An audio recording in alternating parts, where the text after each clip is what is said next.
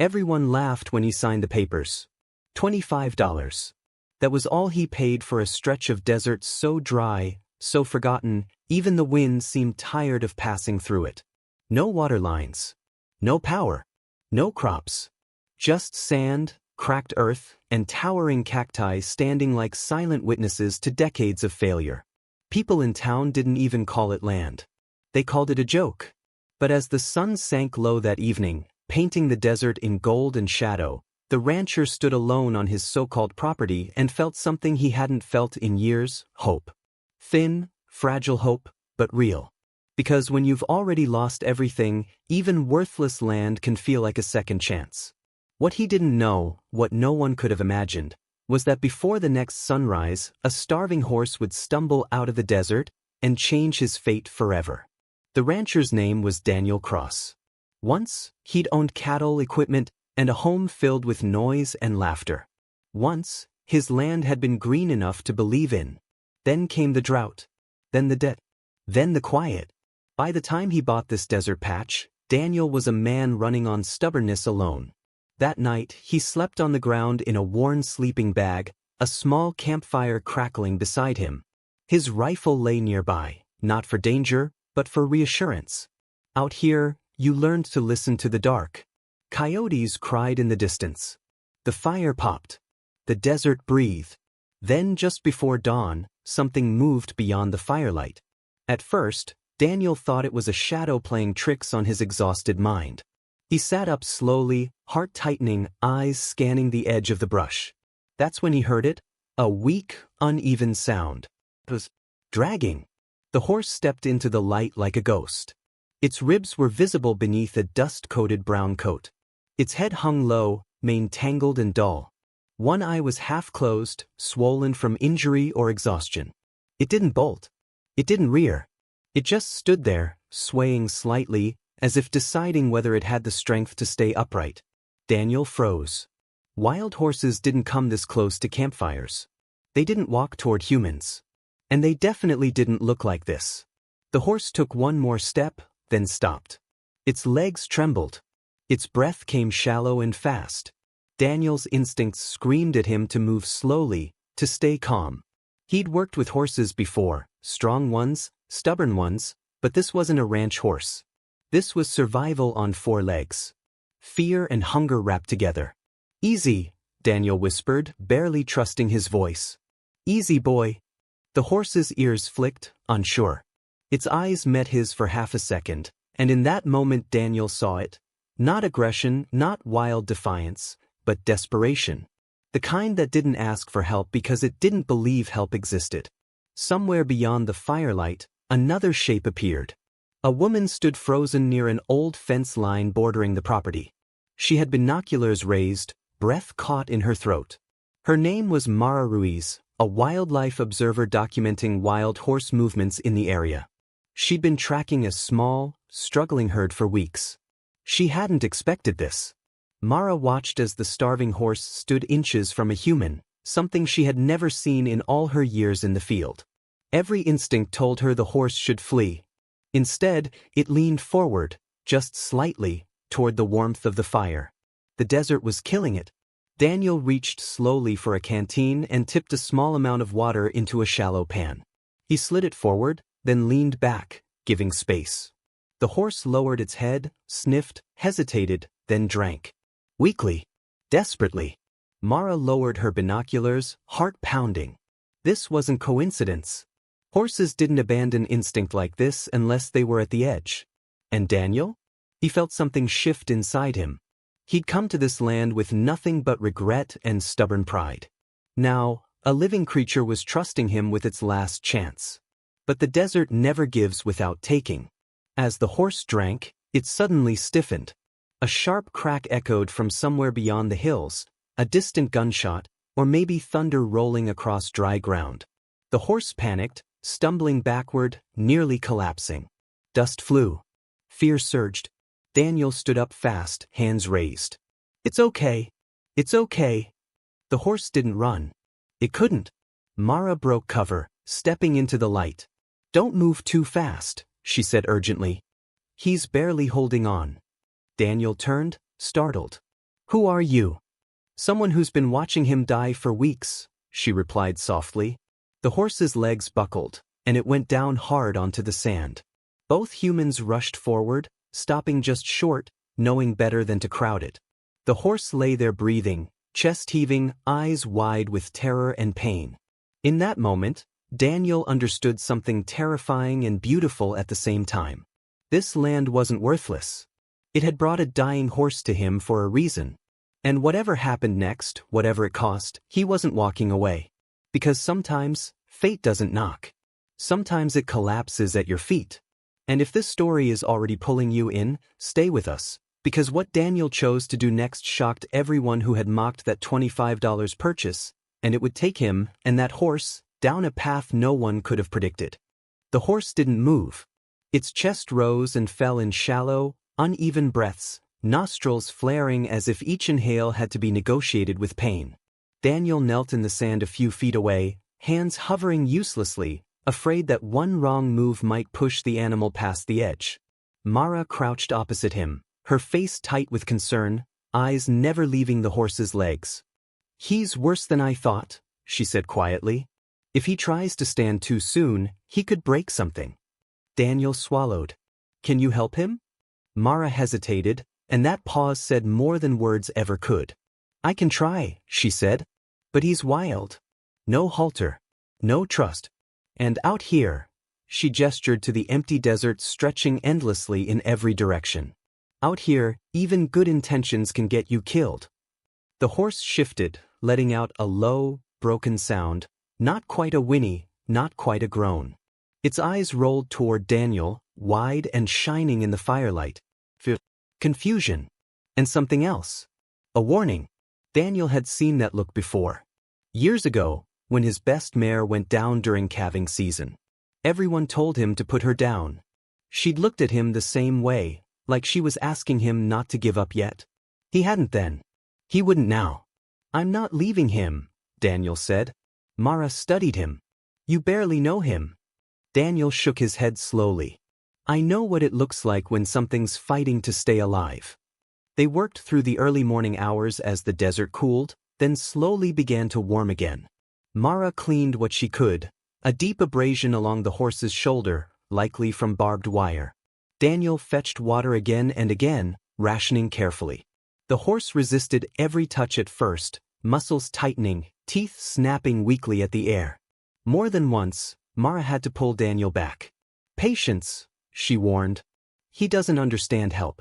"Not yet." The horse tried to stand just after sunrise. It pushed up on shaking legs, managed half a second upright, then collapsed again, this time harder. Dust rose. Daniel flinched. "That's it," Mara muttered. "He's exhausting himself." They backed away, letting the horse rest. Hours passed. The sun climbed higher. Heat pressed down like a weight. The campfire burned out, leaving only ash and smoke drifting into nothing. Daniel's water was almost gone. "This land has no well," he said quietly. "No tank. I thought I'd figure it out later." Mara didn't answer right away. Then she said, "If he doesn't drink soon, he won't make it another day." Daniel looked at the horizon, jaw tight. There was a town nearly 12 miles away. He could make it with his truck, but leaving the horse alone, helpless, felt like a death sentence. Before he could decide, the horse lifted its head. Slowly, deliberately. Its eyes locked onto Daniel again. This time, there was no panic in them. Just stillness. Mara noticed it too. "He's watching you." Daniel took a step forward. The horse didn't flinch. Another step. Nothing. He knelt, carefully extending his hand, not to touch, just to exist within reach. The horse breathed out a long, tired breath and lowered its head until its nose hovered inches from Daniel's fingers. The contact was barely there. A brush of air. Warm breath against skin. And then, something no one expected, the horse leaned into him. Not fully. Just enough to say, "I'm done running." Mara's breath caught.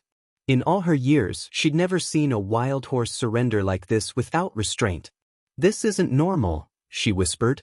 Daniel felt tears sting his eyes.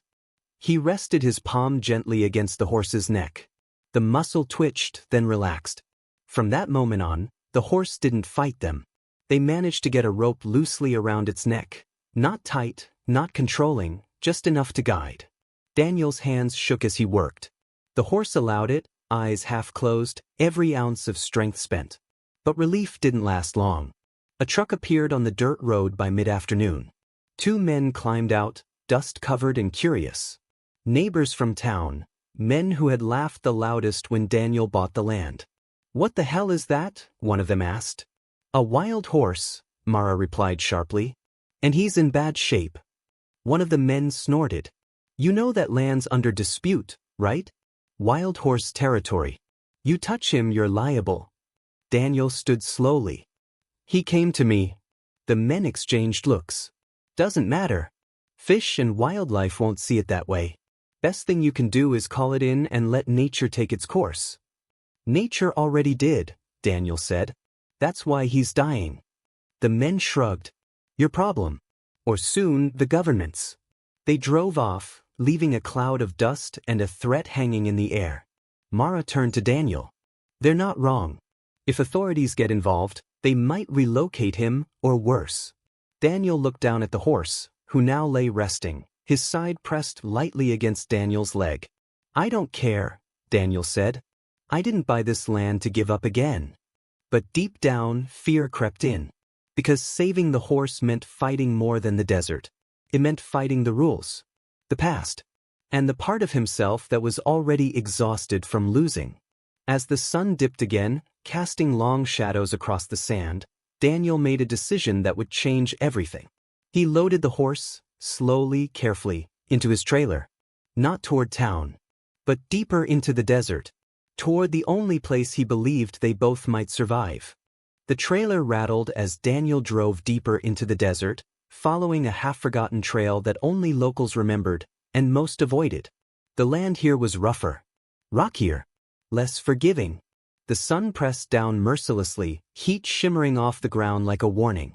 Inside the trailer, the horse stood unsteadily, legs spread wide to keep balance. Every bump sent a tremor through his body. Daniel checked the mirrors constantly, heart pounding, whispering reassurances the horse might not even understand. "Just a little farther," he said. "Hang on." Mara followed in her own vehicle, dust coating her windshield. She wasn't sure this was the right move, but she knew one thing for certain. If they stayed put, authorities would arrive. And once that happened, the horse's fate would no longer be theirs to decide. They reached a shallow canyon just as the light began to soften. Tall rock walls cast long shadows, protecting the ground from the worst of the sun. At the canyon's center lay something almost mythical in this landscape, a small, stubborn spring. Barely more than a slow trickle of water seeping from stone, but enough to keep a few scrubby trees alive. Daniel stopped the truck. "This is it," he said. They worked carefully, unloading the horse. The moment his hooves touched the ground, his legs buckled again. Daniel caught part of his weight, nearly going down himself. Pain shot through Daniel's shoulder, but he didn't let go. Mara knelt quickly. "Easy, easy." The horse lay still, exhausted beyond resistance. They guided him closer to the spring. The sound of water, faint, almost imaginary, seemed to reach him before they did. His ears flicked. His head lifted. Slowly, with visible effort, he dragged himself forward until his muzzle touched the damp earth. He drank. Not greedily. Carefully. Like he didn't trust the water to stay. Mara let out a breath she hadn't realized she was holding. "He remembers this place." Daniel looked at her. "What do you mean?" She hesitated, then said, "I think this is where he's from. Or close to it." As the horse drank, Mara noticed something else, faded markings on his flank. Not brand marks. Scars. Old rope burns around the neck. Evidence of a past life he hadn't chosen. "This horse wasn't always wild," she said quietly. Daniel's stomach tightened. Mara explained as gently as she could. Years ago, there had been a small illegal breeding operation on land not far from here. Horses were overworked, underfed, then abandoned when the drought worsened and money ran out. Some escaped. Most didn't. This one did, Mara said. "Barely." Daniel watched the horse drink, the muscles in his neck trembling. So he was left behind. Yes, Mara said. And the desert's been finishing the job ever since. Night came quickly in the canyon. The temperature dropped fast, turning the air sharp and cold. Daniel built a small fire again. The horse stayed close, too close for a truly wild animal, but not touching. Just within reach of warmth and safety. For the first time, Daniel allowed himself to sit back and really look at him. The horse was older than he'd thought. Not ancient, but worn. There was intelligence in his eyes. Memory. Pain that went beyond hunger. Daniel spoke softly, mostly to himself. You didn't give up, did you? The horse shifted, ears turning toward him. That was when the sound came. Engines. More than one. Headlights appeared above the canyon rim, cutting through the dark. Mara stood abruptly. That's not good. Daniel felt his chest tighten. Fish and wildlife? Or ranchers, Mara said. Either way, we don't have much time. The horse sensed it immediately. His body tensed. He struggled to stand, fear flooding back into his eyes. His breathing quickened. He backed toward the rock wall, trapped. Easy, Daniel said, standing slowly. It's okay. But the past rushed in all at once. The hands that had hurt him. Ropes that had burned. Being cornered with no way out. The horse panicked. He lunged forward, nearly knocking Daniel down, then slipped on loose stone and fell hard against the canyon wall. The sound of bone hitting rock echoed sharply. Mara ran to him. He's hurt. Daniel's heart dropped. He rushed forward, but the horse lashed out weakly, hooves scraping air. Stop, don't crowd him, Mara shouted. The engines grew louder. A spotlight swept the canyon floor. Hey, a voice called out. Anyone down there? Mara whispered urgently, if they see him like this, they'll take him. Injured wild horses don't get second chances. Daniel looked at the horse, terrified, bleeding, shaking. Then he looked at the light. And then at Mara. I'm not letting them take him, he said. Mara stared at him. Daniel? He came to me, Daniel said again, voice shaking. When no one else would. The horse tried to rise again and failed, collapsing with a sound that felt like defeat. Daniel made his choice. He stepped between the horse and the light. There's no wild horse here, he shouted upward. Just my animal. On my land. Silence followed. Then footsteps. In that moment, Daniel realized what he was risking. Fines, arrest, losing the land entirely. Maybe more. But as the horse pressed weakly against the rock behind him, Daniel knew something else too. This wasn't just about saving a horse anymore. This was about proving, to the town, to the desert, and to himself, that some things aren't worthless just because the world says they are. The light froze on Daniel's chest. For a long moment, no one spoke. The canyon seemed to hold its breath. The fire crackled softly, the spring trickled, and behind Daniel, the horse struggled for each painful inhale. Then the voice came again, closer this time. Sir, step aside. Two men climbed down into the canyon, uniforms dusty, expressions cautious but firm. Fish and wildlife. Daniel had seen them before, back when he still had a real ranch and problems he could afford to solve. This animal is in distress, one of them said, eyes moving from Daniel to the horse. We'll take over from here. No, Daniel said. The words surprised even him. The man frowned. You don't understand. I understand perfectly, Daniel cut in, his voice steadier than he felt. You take him and he disappears. You call it protocol. I call it giving up. Mara stepped forward. He's been abused, she said quickly. We have evidence. Scars. Rope burns. This horse isn't just wild, he's a survivor of illegal captivity. The second officer hesitated. That would need to be verified. Then verify it, Daniel said. But don't move him. He won't survive transport. The injured horse shifted, letting out a low, broken sound that echoed painfully off the rock walls. One officer knelt to examine him, then stood again, jaw tight. He has a fractured leg, he said quietly. Maybe more. Daniel felt the words hit him like a physical blow. Fractured. The officer continued, gentler now. In cases like this, euthanasia is often the humane option. The world narrowed. Daniel heard Mara inhale sharply. He heard the fire crack. He felt the horse lean weakly into the rock, as if he already knew what was being decided. No, Daniel said again. This time, it wasn't defiance. It was desperation. Sir, the officer said, keeping him alive like this could be cruelty. Daniel's hands clenched. You think I don't know what cruelty looks like? The words burst out of him before he could stop them.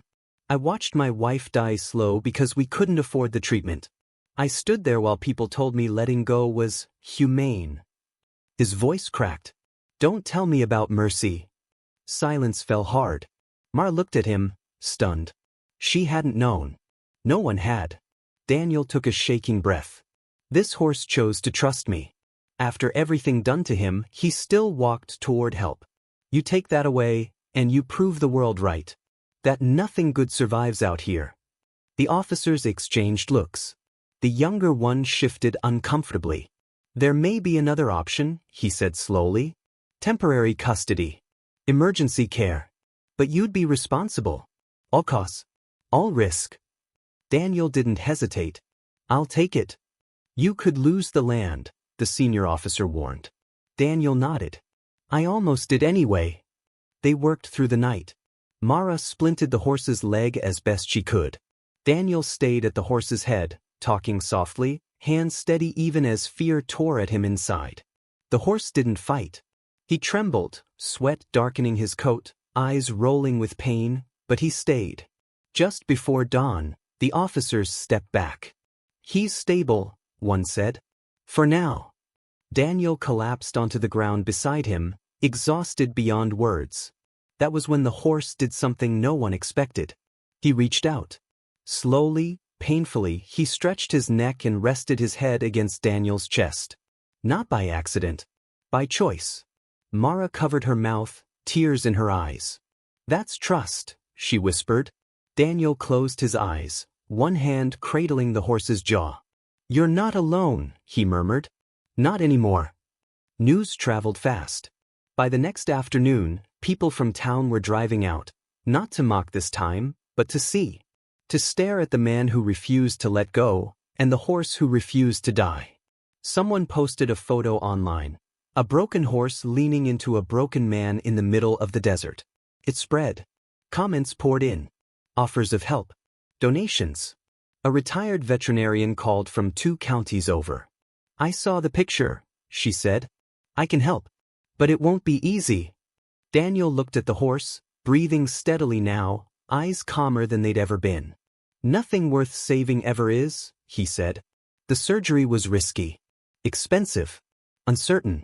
But as the sun rose over the canyon, painting the rocks gold, Daniel felt something shift again. Something he hadn't felt since before the drought, before the loss. Purpose. The land wasn't worthless. The horse wasn't broken. And maybe, just maybe, neither was he. The surgery took 6 hours. 6 hours of waiting under a sun that refused to slow down. 6 hours of pacing across cracked earth that Daniel once believed was useless. The retired veterinarian, Dr. Helen Ward, worked inside a makeshift shelter at the edge of the canyon, her hands steady despite the primitive conditions. Inside, the horse lay sedated, leg braced, breath shallow but strong enough. Outside, Daniel sat on a rock, elbows on his knees, staring at nothing. Mara joined him quietly. You know, she said, most people would have walked away. Daniel didn't look up. Most people already did. He thought of the laughter in town. The jokes about wasting money. The way people said the desert only took, it never gave back. He'd believed that once. The hours dragged on. Finally, as the sun dipped low, Dr. Ward stepped out. It's done, she said. Daniel stood so fast he nearly lost his balance. Is he? He's alive, she said. And if he keeps fighting the way he has so far, he might walk again. The word might didn't matter. Alive was enough. The recovery was slow. Painful. Uncertain.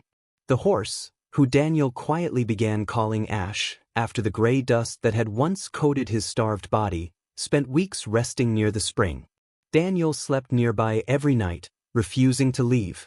Mara helped document everything, sending updates to supporters who had donated supplies, medicine, even fencing materials. Something strange happened during that time. Ash changed. Not suddenly. Not magically. But day by day his eyes softened. His breathing steadied. He stopped flinching at every movement. When Daniel approached, Ash no longer backed away. He leaned in. The first time Ash stood on his own after the surgery, Daniel cried openly. The desert watched.